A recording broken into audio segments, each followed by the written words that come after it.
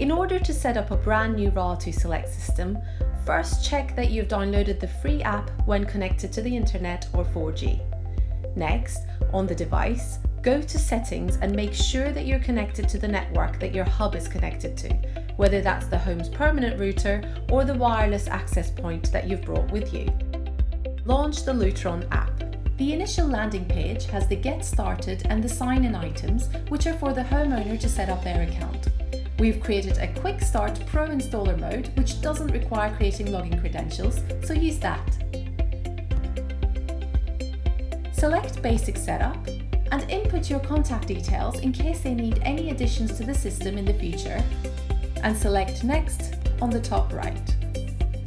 Select Set up a new system. Select RA2 Select. At this point, the app reminds you that you need to have installed your hardware to move forward, and it gives you a visual representation of how to connect the hub. Not that you'll need it, but it's there. Now it's looking for that main repeater on the network that you connected to, and for security it requires you to identify it by physically pressing the button on the product to show that you're there. You can select to use the information you've already input to move forward. The client can name the home themselves, so again click Next. We can see that it's already identified our geolocation with longitude and latitude.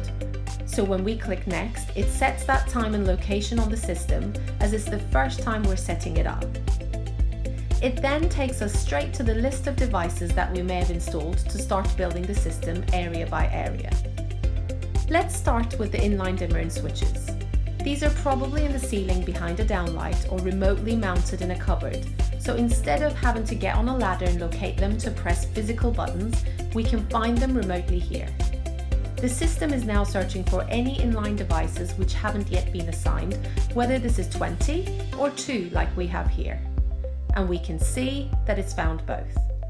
So again, instead of having to take a note of the serial number before the installation to identify the lighting circuits connected to each device, we can now simply press Flash on the app, which flashes the whole circuit of lights connected to that dimmer for easy identification.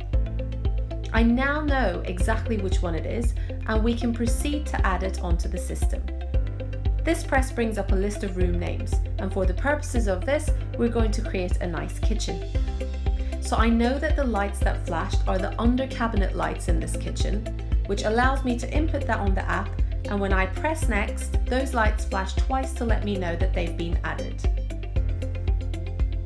We repeat this process to add the next set of lights and so on. You can see that it doesn't have to search again as it's previously discovered it. I can now see the second set of lights flashing, which I can add again to the kitchen. And I know that these are the island pendants which flashed. When I click Next, it adds the device and takes me to adding another device. I've now got a kitchen scene Pico in my hand. So as per the instructions here, I can press the button for 10 seconds until the LED on the device blinks quickly and the room list comes up again. As you can see, it's a very easy process to just select each of the devices as you go and add them to the system. We're done adding devices, so all of this information that we've just input onto the app is transferred onto the main repeater and then stored on the Picos and inline devices.